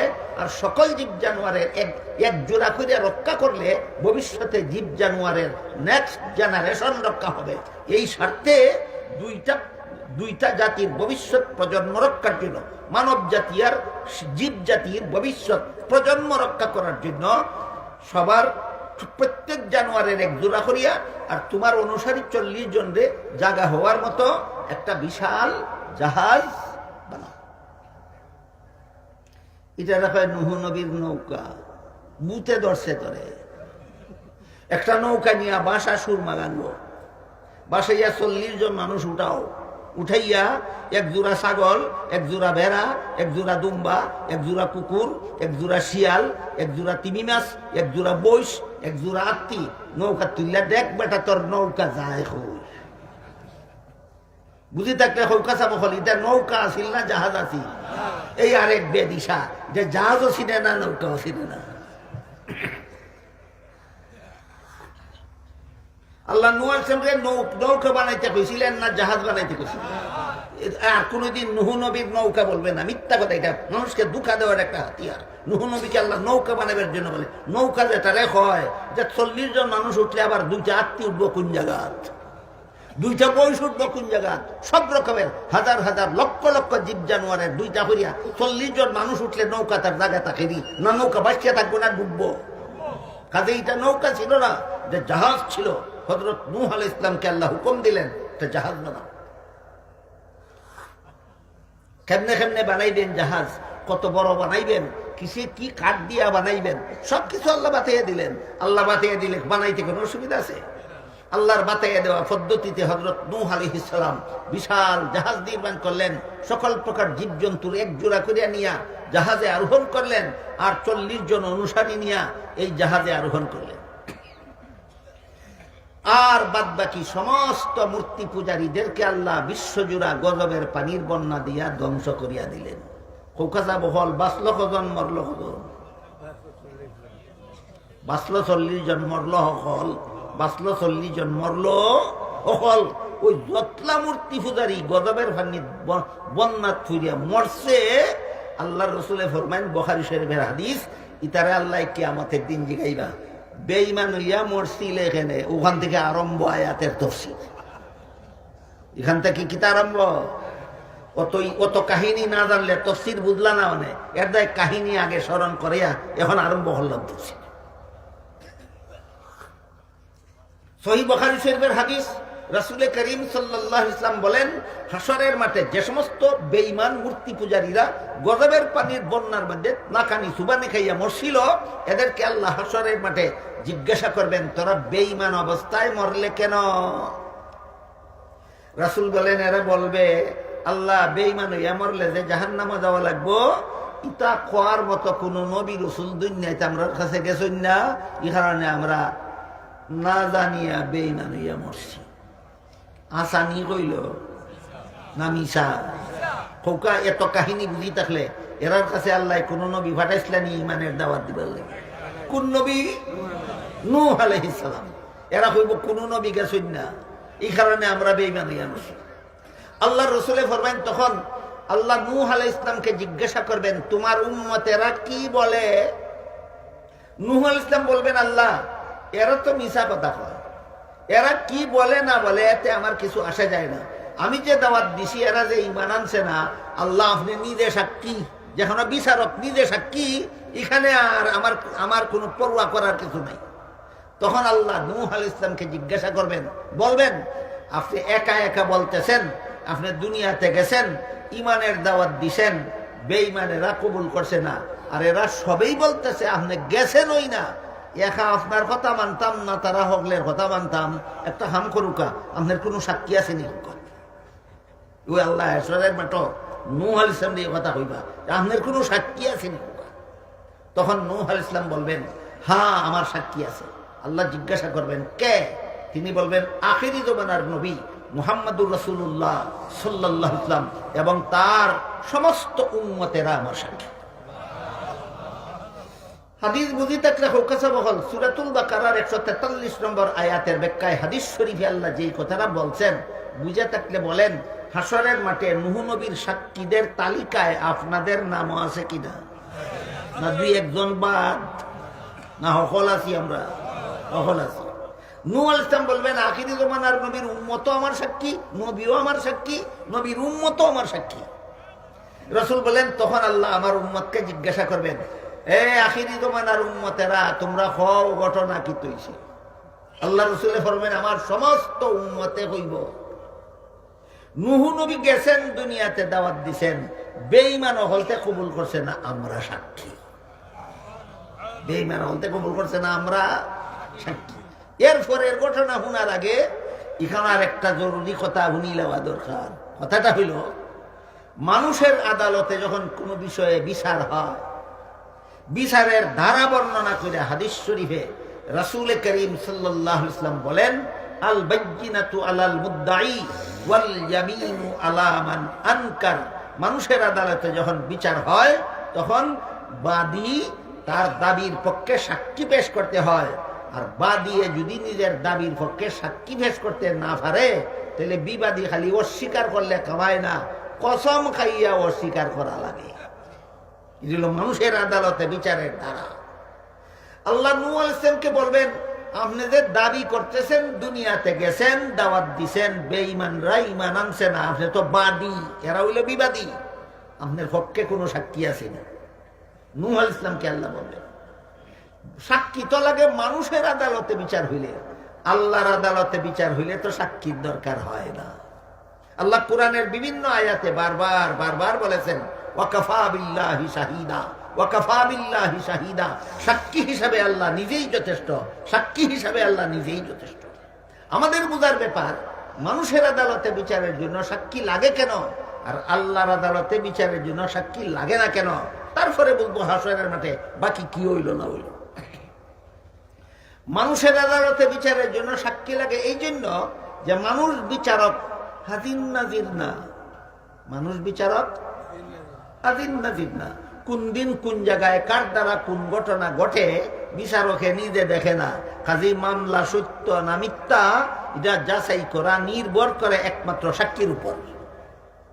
এই কারণে মানুষের আদালতে বিচারের জন্য সাক্ষীর দরকার হয়, যেহেতু মানুষ বিচারক হাজির নাজির না। যেহেতু মানুষ বিচারক, আজিজ নাজির না। কাজেই মামলাটা যে করলো, যে ঘটনার মামলা করলো, ঘটনা ক্ষেত্র তো বিচারক হাজির ছিল না, উপস্থিত ছিল না। কাজেই মামলা কি সত্য না সাজানো মিথ্যা মামলা, এটা বিচারকে যাচাই করার আর কোনো পথ নাই সাক্ষীর জবানবন্দি ছাড়া। এই জন্য মানুষের আদালতে বিচারের জন্য সাক্ষীর দরকার হয়। আদালত, আল্লাহর আদালতে বিচারের জন্য সাক্ষীর দরকার হয় না কেন? আল্লাহ নিজেই আজিজ নাজির। আল্লাহ নিজেই আজিজ নাজির। নাকি আপনারা খুব সন্দেহ আছে আল্লাহ যে আজিজ নাজির? আল্লাহ পাক রব্বুল আলামিন বহু আয়াত কোরআনে নাজিল করছেন শুধু এই কথাটা বোঝাইবার জন্য যে আমি আল্লাহ আজিজ নাজির, আমি আল্লাহ আজিজ নাজির। এমনকি এক আয়াতে পরিষ্কার ভাষায় বলেছেন, ওমা কুন্না গায়বিন, আমি কোথাও অনুপস্থিত নই। আমি কোথাও অনুপস্থিত নই। বলুন তো, যিনি কোথাও অনুপস্থিত নন তিনি উপস্থিত কোথায়? সর্বত্র। তবে স্মরণ রাখতে হবে, আল্লাহ যে সর্বত্র উপস্থিত গুণগত ভাবে, সত্তাগত ভাবে নয়। কারণ সমস্ত জগৎ সৃষ্টি করার আগেও আল্লাহ ছিলেন কিনা? আরশ কুরসি লৌহ কলম সৃষ্টি করার আগেও তো আল্লাহ ছিলেন। তখন আল্লাহ তাহার জন্য যেমন কোনো জায়গার দরকার হইছে না, আরশ কুরসি লৌহ কলম সৃষ্টি করার পরেও আল্লাহ তাহার জন্য কোনো জায়গার দরকার হয় না। সত্তাগত ভাবে আল্লাহ কোনো স্থানে থাকেন না, গুণগত ভাবে আল্লাহ সর্বত্র বিরাজমান। আল্লাহ আজিজ নাজির সত্তাগত ভাবে না গুণগত ভাবে? হ্যাঁ, গুণগত ভাবে, সত্তাগত ভাবে আল্লাহ বিরাজমান থাকার জন্য কোনো স্থানের দরকার হয় না। হাদিস শরীফে রাসূল করিম সাল্লাল্লাহু আলাইহি ওয়াসাল্লাম বলেন, ইন্নাকুম লা তাদউনা আসাম্মা ওয়ালা গায়বা, তোমরা যে আল্লাহর কাছে দোয়া করো তিনি বদিরও না, শুনেন সবকিছুই। ওয়ালা গায়বা, তিনি অনুপস্থিত নন, তিনি সর্বত্র উপস্থিত। কাজেই দোয়া চিৎকার দিয়া করতে হয় না, চুপে চুপে দোয়া করলেও আল্লাহ শুনেন। হাদিসের দ্বারাও প্রমাণ হইল আল্লাহ আজিজ নাজির, কোরআনের দ্বারাও প্রমাণ হইল আল্লাহ আজিজ নাজির। এখন যদি আপনি নবীরে তাজিম করতে গিয়া বলেন নবী আজিজ নাজির, খার হমান বানাইলে আবার হুকা। নবীরে আল্লাহর হমান বানানির কথা তো নবীর শান না, যে আল্লাহর সাথে শরীকদার বানানি। কোরআনের বহু আয়াতে আল্লাহ নবীকে বলে দিয়েছেন আপনি আজিজ নাজির না, আপনি আজিজ নাজির না, আপনি আজিজ নাজির না। দুই একটা আয়াত আপনারা শোনাই। এক আয়াতে আল্লাহ বলেন, ওয়ামা কুনতা লাদাইহিম ইয আজমাউ আমরাহুম ওয়া হুম ইয়ামকুরুন। ইউসুফ আলাইহিস সালামকে কুয়ায় নিক্ষেপ করার জন্য তার বড় 10 ভাইয়েরা যে সলা পরামর্শ করতেছিল, হে রাসূল করিম সাল্লাল্লাহু আলাইহি ওয়াসাল্লাম, আপনি যদি হাজির নাজির হইতেন, ঘটনা ক্ষেত্রে নিজেই থাকতেন, নিজেই জানতেন। যেহেতু আপনি হাজির নাজির না, এই জন্য কোরআন নাজিল করে আপনাকে ঘটনা জানাইয়া দিলাম। অন্য আয়াতে বলেন, ওমা কুনতা লাদাইহিম ইয ইউলকুনা আকলামাহুম আইয়ুহুম ইয়াকফুলু মারইয়াম ওমা কুনতা লাদাইহিম ইয ইয়ামকুরু ইয ইয়াখতাসিমুন। হে রাসূল করিম সাল্লাল্লাহু আলাইহি ওয়াসাল্লাম, ঈসা আলাইহিস সালামের মা মরিয়ম যখন জন্মগ্রহণ করেছিলেন, মরিয়মের অভিভাবক সাব্যস্ত করার জন্য এরা একটা লটারি দিয়েছিল। লটারির ঘটনা বর্ণনা করে আল্লাহ বলেন, হে মুহাম্মদুর রাসূলুল্লাহ, যদি আপনি হাজির নাজির হতেন, ঘটনা ক্ষেত্রে নিজেই থাকতেন, নিজেই জানতেন, আপনি হাজির নাজির না, এই জন্য আপনাকে কোরআন নাজিল করে আমি ঘটনা জানাইয়া দিলাম। বলেন, হাজির নাজির শব্দটা আল্লাহ কোরআনে নবীর বেলায় ব্যবহার করেছেন না নিজের বেলায়? আল্লাহ নিজেকে বলেছেন আমি আজিজ নাজির, নবীকে বলেছেন আপনি আজিজ নাজির না। এরপর তার সাফাত জোর আছে, এরপরও আর দলিল লাগে না। সাফাত জোরেই নবীরে আজিজ নাজির বানাই, সে বানাইয়ে ওই সারব। তুমি তোমার সাফার জোরে যা ইচ্ছা তাই করতে পারো, কিন্তু এইটা শিরিকি আকীদা ছাড়া সুন্নি আকীদা হবে না।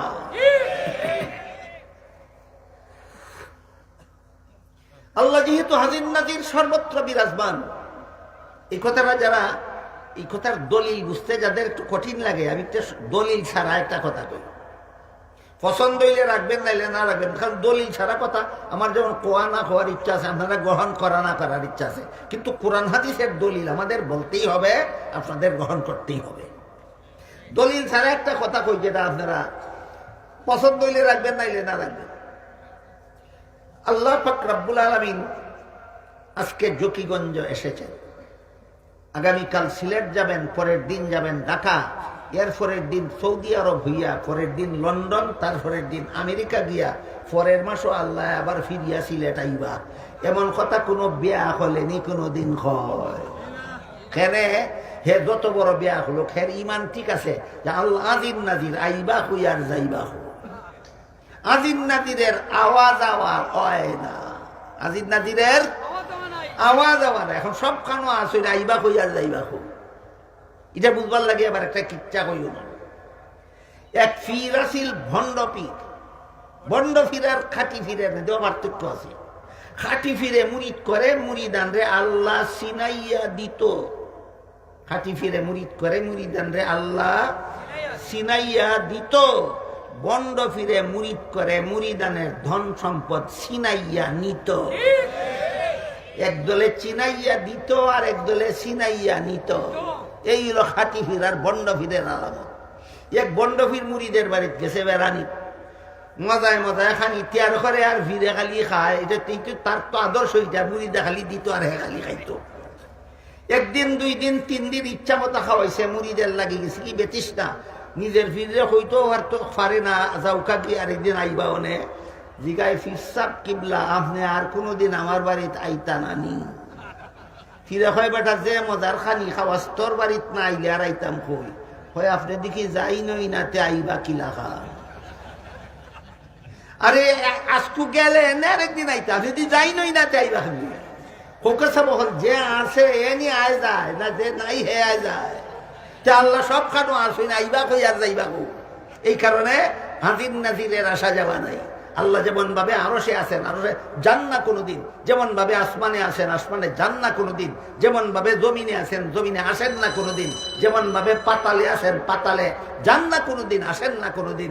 যেহেতু আল্লাহ হাজির নাজির, এই জন্য আল্লাহর কোনো আসা যাওয়া নাই। এবার বলেন আপনাদের নবী রুহের জগৎ থেকে বাবা আব্দুল্লাহর ঔরসে এসেছিলেন কিনা? আব্দুল্লাহর ঔরস থেকে মা আমেনার গর্ভে গিয়েছিলেন কিনা? মা আমেনার গর্ভ থেকে ভূমিষ্ঠ হয়ে মক্কা নগরীতে এসেছিলেন কিনা? মক্কা শরীফ থেকে হিজরত করে মদিনা শরীফ গিয়েছিলেন কিনা? হিজরতের আগের বছর মেরাজ করার জন্য বাইতুল হারাম থেকে বাইতুল মুকাদ্দাস ছিলেন না গেলেন? ছিলেন না গেলেন? বাইতুল মুকাদ্দাস থেকে প্রথম আসমানে ছিলেন না গেলেন? সেখান থেকে দ্বিতীয় আসমানে ছিলেন না গেলেন? না ব্যাককল ছিলেনও বুঝে না, গেলেনও বুঝে না। তৃতীয় আসমানে ছিলেন না গেলেন? চতুর্থ আসমানে ছিলেন না গেলেন? পঞ্চম আসমানে ছিলেন না গেলেন? ষষ্ঠ আসমানে ছিলেন না গেলেন? সপ্তম আসমানে ছিলেন না গেলেন? জান্নাত জাহান্নাম পরিদর্শনে ছিলেন না গেলেন? আল্লাহর মুলাকাতে ছিলেন না গেলেন? গিয়া আবার ফিরে এলেন, রইলেন না আবার ফিরে এলেন? এই ব্যাককল আজির নাজির গেলেন কেমনে, এলেন কেমনে হইয়া যা। তারপরে নবী দুনিয়ার থেকে বিদায় হয়ে একদিন রওজা শরীফের ভিতরে ছিলেন না গেলেন? কিয়ামতের দিন রওজা শরীফের ভিতরে থাকবেন না বের হয়ে হাসরের মাঠে আসবেন? হাসরের মাঠ থেকে উম্মতকে নিয়ে পুলসিরাত পার হয়ে জান্নাতে আসেন না যাবেন? এই ব্যাককল আদিন নাদির আইন খেমনে আর জাইন খেমনে হইয়া যা। কথা বুঝলানি সাবহ? বুঝি থাকলে হুকা আজির নাজিরের আসা যাওয়া নাই, আর আসা যাওয়া যান আছে এই আজির নাজির নাই। কথা পরিষ্কার হয়েছে? এবার আসেন মূল কথার দিকে যাই। আল্লাহর দরবারে বিচারের জন্য সাক্ষী লাগে না কেন? আল্লাহ আজির নাজির। কোন দিন কোন জায়গায় কার দ্বারা কোন ঘটনা ঘটে আল্লাহ নিজেই দেখে। এই কারণে আল্লাহর দরবারে বিচারের জন্য সাক্ষীর দরকার হয় না। কোনো মানুষ বিচারক যেহেতু হাজির নাজির না, এই কারণে মানুষ বিচারকের আদালতে বিচারের জন্য সাক্ষীর দরকার হয়। কিন্তু সহিহ বুখারী শরীফের হাদিস, মুহাম্মদুর রাসূলুল্লাহ সাল্লাল্লাহু আলাইহি ওয়াসাল্লাম বলেন যে হাসরের মাঠে আল্লাহ নূহ আলাইহিস সালামকে বলবেন আপনার পক্ষে কোনো সাক্ষী আসেনি। অতহান কিতা শুনছিলাম আল্লাহর বিচারও সাক্ষী লাগে না, ওখান দিয়ে দেখি আল্লাহ সাক্ষী তুকাইবা। ফাইলানি সাবকল কথা কেন সাক্ষী তুকাইবা?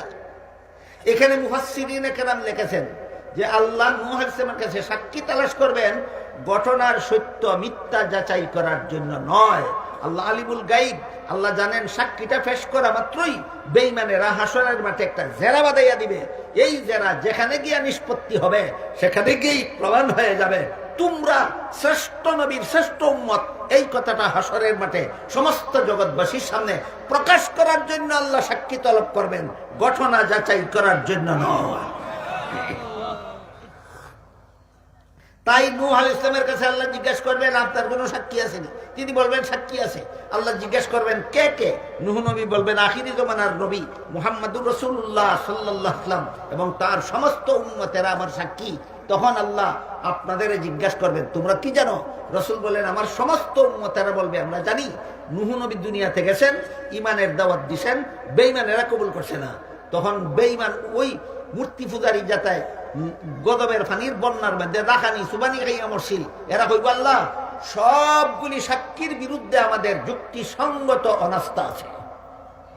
আপনারা যখন সাক্ষী দিলাইবা নূহ নবীর পক্ষে, বেঈমান হলতে কইব অহলতার বিরুদ্ধে আমরা অনাস্থা আছে এবং অনাস্থা খুব শক্তিশালী যুক্তি সম্পন্ন অনাস্থা। আল্লাহ জিগাইবা কিতা অনাস্থা?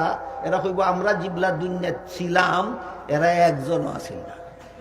আপনারা আসলানি সাবাব ওই একজন আসেন, দেখো একজনও আসিল না। এরা ঘটনার কাছে আসিলই না।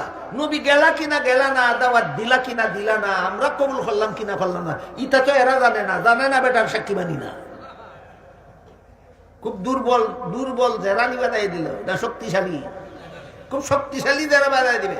বুখারী শরীফের হাদিস, আল্লাহর রাসূল সাল্লাল্লাহু আলাইহি ওয়াসাল্লাম বলেন যখন এরা আমার উম্মতের বিরুদ্ধে অনাস্থা দিয়া দিবে যে এই অনুপস্থিত লোকের সাক্ষী আমরা মানি না, তখন আল্লাহ আমার উম্মতকে জিজ্ঞাসা করবেন তোমরা তো ওই সময় দুনিয়াতে ছিলে না, কাজী নূহ নবী দুনিয়াতে গেলেন কিনা, ঈমানের দাওয়াত দিলেন কিনা, এরা কবুল করলো কিনা, এটা তো তোমরা দেখছো না, না দীক্ষা কেমনে সাক্ষী দিলাই? আল্লাহ রসুল বলেন তখন আমার উম্মত হলতে হইবা আল্লাহ আমরা দেখা সাক্ষী দিতাছি না, আমরার নবীর কাছে হিক্কা সাক্ষী দিতাছি। খাজো ওই টাইম খেনে আমরা এইটা হিকাইলা জেরা করলে আমরার লগে নাই, নবীর লগে করিলাম। হই গেল এখন জেরা হই গেল কার দায়িত্বে? নবীর দায়িত্বে। নবী বলেন আমার উম্মতে যখন এই জব দিব হাসরের মাঠে যে আমরা তো দীক্ষা সাক্ষী দিছি না, আমরা নবীর কাছে হিক্কা সাক্ষী দিছি, নবী আমরা এমন কথা হিকাইলা খেনে, এটা নবীর লোকে গিয়ে দেখা করো আমরা কিতা কইতাম? তখন আল্লাহ রসুল বলেন তখন আল্লাহ আমারে জিগাইবা আপনি বলে আপনার উম্মতরে ইটা হিকাইছেন? বলে হিকাইছি। কেমনে হিকাইলা? বলে আপনার 30 পারা কোরআনও আপনি নিজে হইয়া দিসলা। আপনার কোরআন ভাইয়া আমি আমার উম্মতে শিখাইছি, আমার উম্মতে আমার কাছে শিক্ষা সাক্ষী দিছে। কাজেই আপনার কোরআন যদি সত্য হইয়া থাকে তাইলে আমার শিক্ষা দেওয়া সত্য, আমার শিক্ষা দেওয়া যদি সত্য হইয়া থাকে তাইলে আমার উম্মতের সাক্ষী সত্য, আমার উম্মতের সাক্ষী যদি সত্য হইয়া থাকে নূহ নবীর দাবি সত্য, নূহ নবীর দাবি যদি সত্য হইয়া থাকে বেঈমানদের অনাস্থা ক্যান্সেল। এই ঘটনা বর্ণনা করিয়া সহিহ বুখারী শরীফের হাদিসে আল্লাহর রাসূল বলেন এই ঘটনা হইল সূরাতুল বাকারার 143 নম্বর আয়াতের তাফসীর। একটা মন গড়া তাফসীর শুনাইলাম আপনারা না, 2 নম্বর ঠিকানাটা কি তাফসীর? তো তাফসীরের কোরআন তাফসীরের 1 নম্বর ঠিকানা স্বয়ং কোরআন, 2 নম্বর ঠিকানা রাসূলের হাদিস। একটা তাফসীর শুনাইলাম মন গড়া না, 2 নম্বর ঠিকানাটা কি? 2 নম্বর ঠিকানার নাম রাসূলের হাদিস। এই হাদিসটা আছে কই? সহিহ বুখারী শরীফে 2য় খণ্ডের কিতাবুত তাফসীর, তাফসীরুল কুরআন অধ্যায়ে আল্লাহর রাসূল এই বিস্তারিত ঘটনা বর্ণনা করে বলেন এই ঘটনা হইল এই আয়াতের তাফসীর। এই ঘটনার মধ্যে নূহ নবীর পক্ষে আল্লাহ আর কোন নবীর উম্মতকে সাক্ষী না নিয়া মুহাম্মদুর রাসূলুল্লাহর উম্মতকে সাক্ষী নিয়ে আল্লাহ হাসরের মাঠে সমস্ত জগৎবাসীর সামনে প্রমাণ করবেন আমি আল্লাহর কাছে অন্য নবীর উম্মতের মর্যাদা থেকে মুহাম্মদুর রাসূলুল্লাহর উম্মতের মর্যাদা শ্রেষ্ঠ। এই জন্য হাসরের মাঠে আর কোন নবীর উম্মতরে নবীর পক্ষে সাক্ষী বানাইলাম না, মুহাম্মদুর রাসূলুল্লাহর উম্মতকে নূহ নবীর পক্ষে সাক্ষী বানাইয়া প্রমাণ করে দিলাম আমি আল্লাহর কাছে অন্য নবীর উম্মতের চেয়ে মুহাম্মদুর রাসূলুল্লাহর উম্মতের মর্যাদা শ্রেষ্ঠ। এরপরে বেঈমানরা যখন উম্মতের বিরুদ্ধে অনাস্থা দিবে অন্য কোন নবীরে সফাই সাক্ষী না নিয়া মুহাম্মদুর রাসূলুল্লাহকে উম্মতের পক্ষে সফাই সাক্ষী নিয়া হাসরের মাঠে সমস্ত জগৎবাসীর সামনে আমি প্রমাণ করে দিলাম আমি আল্লাহর কাছে সকল নবীর মর্যাদার চেয়ে মুহাম্মদুর রাসূলুল্লাহর মর্যাদা শ্রেষ্ঠ। এই কথাটাই হাদিস শরীফে রাসূল বলেছেন ইন্নাল্লাহা ফাদ্দালানি আলাল আম্বিয়া ওয়া ফাদ্দালা উম্মতি আলাল উমাম। আল্লাহ আমাকে সমস্ত নবী রাসূলগণের উপর শ্রেষ্ঠ মর্যাদা দান করেছেন আর আমার উম্মতকে সকল নবীর উম্মতের উপর শ্রেষ্ঠ মর্যাদা দান করেছেন। আল্লাহ আপনাদেরকে যতভাবে অন্য নবীর উম্মতের উপর শ্রেষ্ঠ মর্যাদা দান করেছেন, এর এক দুইটা উদাহরণ দিচ্ছি শুনুন। হাসরের মাঠে অন্য নবীর উম্মতের হিসাব নিকাশের আগে আল্লাহ মুহাম্মদুর রাসূলুল্লাহর উম্মতের হিসাব নিকাশ সমাধা করে দেবেন। অন্য নবী পুল সিরাতের পুল পার হওয়ার আগে মুহাম্মদুর রাসূলুল্লাহর উম্মতকে আল্লাহ পুল সিরাতের পুল পার করে দেবেন। হাদিস শরীফে আল্লাহ রাসূল বলেছেন, যতক্ষণ পর্যন্ত আমার উম্মত জান্নাতে প্রবেশ করবে না, ততক্ষণ পর্যন্ত কোন নবীর উম্মতকে আল্লাহ জান্নাতে প্রবেশ করতে দিবেন না। আর যতক্ষণ পর্যন্ত আমি মুহাম্মদুর রাসূলুল্লাহ জান্নাতে প্রবেশ করব না, ততক্ষণ পর্যন্ত কোন নবীর উম্মতকে আল্লাহ জান্নাতে প্রবেশ করতে দেবেন না। এই সমস্ত বিষয় বর্ণনা করেই অতি সংক্ষেপে হাদিস শরীফে রাসূল বলেন, ইন্নাল্লাহা ফাদ্দালানি আলাল আম্বিয়া ওয়া ফাদ্দালা উম্মতি আলাল উমাম। আল্লাহ আমাকে সমস্ত নবী রাসূলগণের উপর শ্রেষ্ঠ মর্যাদা দান করেছেন, আর আমার উম্মতকে সকল নবীর উম্মতের উপর শ্রেষ্ঠ মর্যাদা দান করেছেন। আল্লাহ আমাদের নবীকে যতভাবে শ্রেষ্ঠত্ব দান করেছেন, এর মধ্যে একটা পদ্ধতি হলো দুরূদ শরীফ। আমাদের নবীকে অন্য নবীর উপর শ্রেষ্ঠ মর্যাদা দেওয়ার একটা পদ্ধতি দুরূদ শরীফ। দুরূদ শরীফ আল্লাহুম্মা সাল্লি আলা মুহাম্মদ অথবা সাল্লাল্লাহু আলাইহি ওয়াসাল্লাম, এই অতি সংক্ষিপ্ত দুইটা দুরূদ আছে। একটা হলো আল্লাহুম্মা সাল্লি আলা মুহাম্মদ, আর একটা হলো সাল্লাল্লাহু আলাইহি ওয়াসাল্লাম। এটার নাম দুরূদ শরীফ। এটা আমাদের নবীর নাম বাদ দিয়া আর কোন নবীর নামে পড়া নিষেধ, কারণ দুরূদ শরীফ আমাদের নবীর আলাদা মর্যাদা। দুরূদ শরীফ আমাদের নবীর আলাদা মর্যাদা।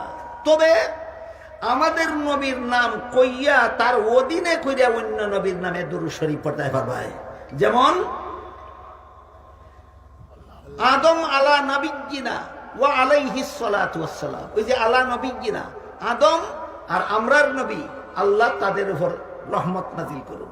নূহ আলা নবিয়্যিনা ওয়া আলাইহিস সালাতু ওয়াস সালাম, নূহের নাম বলার সাথে সাথে আমরার নবীর নাম উল্লেখ করে হওয়া লাগবো যে আল্লাহ তার উপর রহমত নাযিল করুন। দুরূদ শরীফ সম্পর্কেও আমাদের সমাজে যথেষ্ট পরিমাণ ভুল বুঝাবুঝি আছে। শানে রসুলের ব্যাপারে যেমন ভুল বুঝাবুঝি আছে, দুরূদ শরীফের নামেও ভুল বুঝাবুঝি আছে। কয় আমরা দুরূদ পড়ি, ওয়াহাবিরা দুরূদ পড়ে না।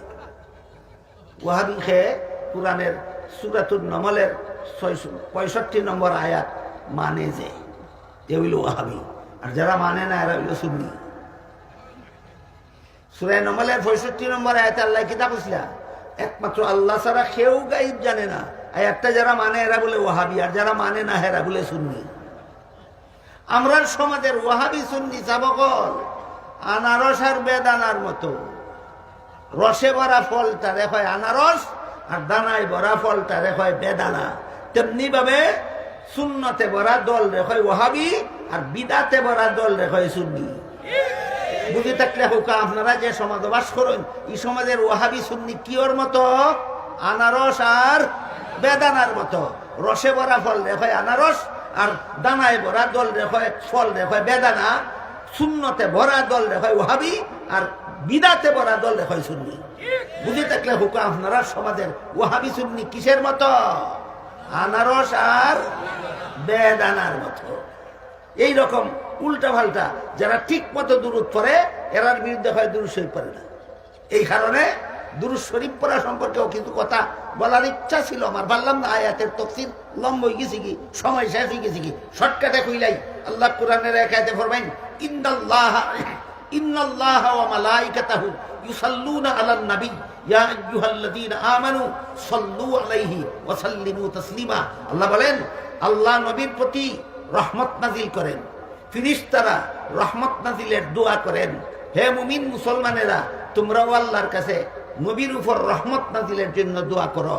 আমাদের নবীর উপর আল্লাহর পক্ষ থেকে অফুরন্ত রহমত নাজিলের দোয়া করার নাম দুরূদ শরীফ। আল্লাহর পক্ষ থেকে আমাদের নবীর উপর সদা সর্বদা অফুরন্ত রহমত নাজিলের দোয়া করার নাম দুরূদ শরীফ। এই দুরূদ শরীফটা ফার্সি শব্দ, কোরআনের ভাষায় শব্দটা হইল সালাত। এই সালাত যখন আল্লাহর পক্ষ থেকে হয়, তখন তার অর্থ হয় রহমত নাজিল করা। সালাত যখন ফেরেশতার পক্ষ থেকে হয়, তখন তার অর্থ হয় গুনাহ মাফের দোয়া করা। সালাত যখন মুমিন মুসলমানের পক্ষ থেকে হয়, তখন তার নাম হয় রহমত নাজিলের দোয়া করা। এই 3 নম্বর সালাতের নাম হইল দুরূদ শরীফ। আল্লাহ বলেন আল্লাহ নবীর প্রতি সালাত পাঠান, এর অর্থ হইল রহমত নাজিল করেন। এরপরে বলেন ফেরেশতারা তোমাদের নবীর প্রতি সালাত পাঠান, এর মানে হইল গুনাহ মাফের দোয়া করেন। নবীর কোনো গুনাহ আসেনি? নাই। তাহলে কি এর গুনাহ মাফের দোয়া করেন? আয়াতের তাফসীরে লেখা আছে নবীর উসিলা দিয়া ফেরেশতারা সদা সর্বদা এই নবীর উম্মতের গুনাহ মাফের দোয়া করেন। এরপরে আল্লাহ বলেন তোমরাও নবীর প্রতি সালাত পাঠাও, এর অর্থ হইল তোমরা নবীর প্রতি সালাত পাঠাও, কথার অর্থ হইল তোমরা আল্লাহর কাছে সর্বদা দোয়া করতে থাকো নবীর উপর রহমত নাজিল করার জন্য। এইটা হইল দুরূদ শরীফের হকিকত। গুড়ার ডিমও জানে না, খালি আমি আর আমার দলে দুরূদ শরীফ, ওয়াহাবিরা দুরূদ শরীফ। গুড়ার ডিম জানাস দুরূদ শরীফ খালে হয়। আপনাদের গভীরভাবে লক্ষ্য করার ব্যাপার আছে একটা।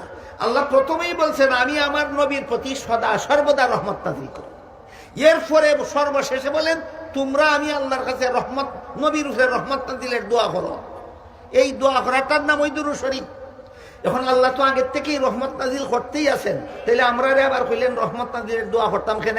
আমরা দুরূদ পড়লে আল্লাহ রহমত নাজিল করবা, নাইলে করতা নানি করবা।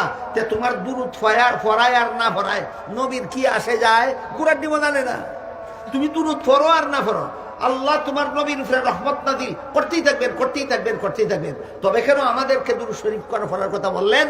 মহামূল্যবান কথা, জীবন ভর মনে রাখবেন। সেটা হলো সারা দুনিয়ার সমস্ত মুসলমানেরা মুহাম্মদুর রাসূলুল্লাহর কাছে এত বড় একটা মহাঋণের ঋণী আছে, যেই ঋণ শরীরের চামড়া দিয়া জুতা বানাইয়া নবীর ফর্ম ফরাইয়া দিলেও পরিশোধ হবে না। সেই দিনটা হলো নবীর কলেমা বিশ্বাস করিয়া তুমি চিরস্থায়ী জাহান্নাম থেকে বাঁচিত। নবীর কলেমা বিশ্বাস করিয়া তুমি চিরস্থায়ী জাহান্নামী হওয়ার থেকে বাঁচিত।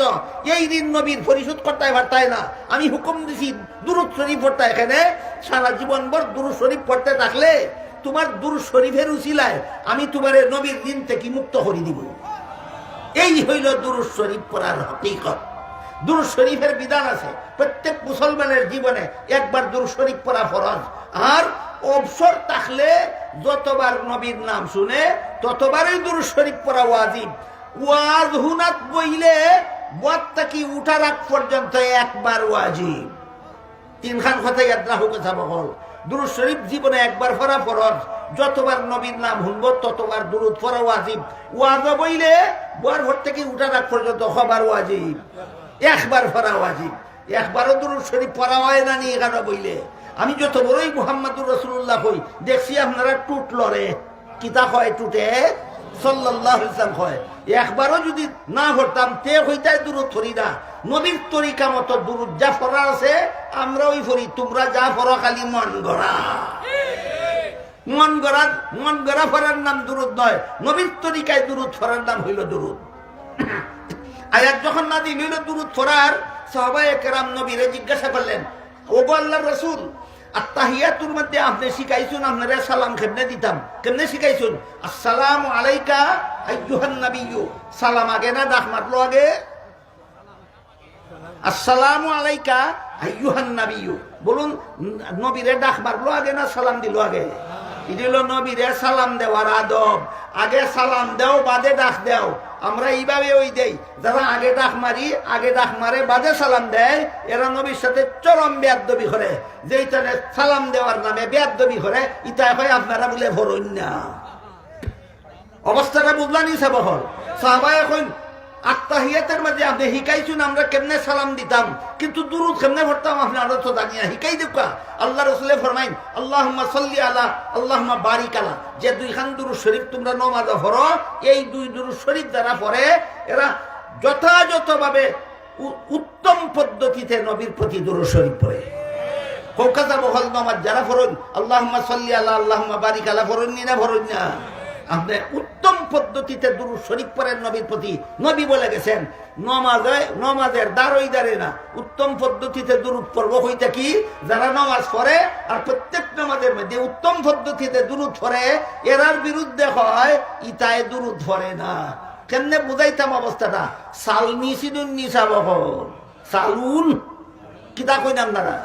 সালুন সালইনে সুই রে হয়, সুই সিদুন নি চালইনে শুই রে কয় তোর খরে দি ছিদ্র খেনে শুইয়ের খরে দি কতটা ছিদ্র থাকে চাল নিয়ে চালইনে হুঁচরে কয় শুই রে কয় তোর খরে দি ছিদ্র খেনে হুইছে কয় আমার খরে দি একটা দেখছস তোর খরে দি কটা খবর আছে নি এরা মুয়াজের মাঝে বারবার দুরুদ ফরে না দেখছস তুই যে আসল দুরুদ ফরস না খবর আসেনি এই কারণে দুরুদ শরীফ পড়াও আমাদের নবীর আলাদা মর্যাদা আল্লাহ আপনাদের আমাদের সবাইকে নবীর যথাযথ মর্যাদা জেনে যথাযথ মর্যাদা দেওয়ার তৌফিক দান করুন সবাই বলুন আমিন সুবহান রাব্বিকা রাব্বিল ইজ্জাতি আম্মা ইয়াসিফুন ওয়া সালামুন আলাল মুরসালিন আলহামদুলিল্লাহি রাব্বিল আলামিন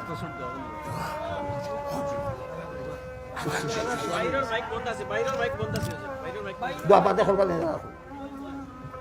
তখন আপনাদের জব দেওয়া বড় হয় আমাদের স্বেচ্ছাসেবক বৃন্দকে দৃষ্টি আকর্ষণ করছে হুজুরের নিরাপত্তা রক্ষা করে হুজুরকে গাড়িতে পৌঁছে দিন বিশেষ করে হযরত মুসল্লিয়ানে কেরামদেরকে বিনীতভাবে অনুরোধ করছে হুজুরের সাথে মুসাফাহা করার চেষ্টা করবেন না হুজুরকে কষ্ট দিবেন না বিরক্ত করবেন না হুজুরকে কষ্ট বিরক্ত দিয়ে আমরা ফয়েজ থেকে বঞ্চিত হব না সম্মানিত উপস্থিতি বাদ এসব গুরুত্বপূর্ণ তাফসীর পেশ করবেন বিশিষ্ট আলিম দ্বীন হযরত মাওলানা মুফতি আলী হাসান উসামা সাহেব ঢাকা।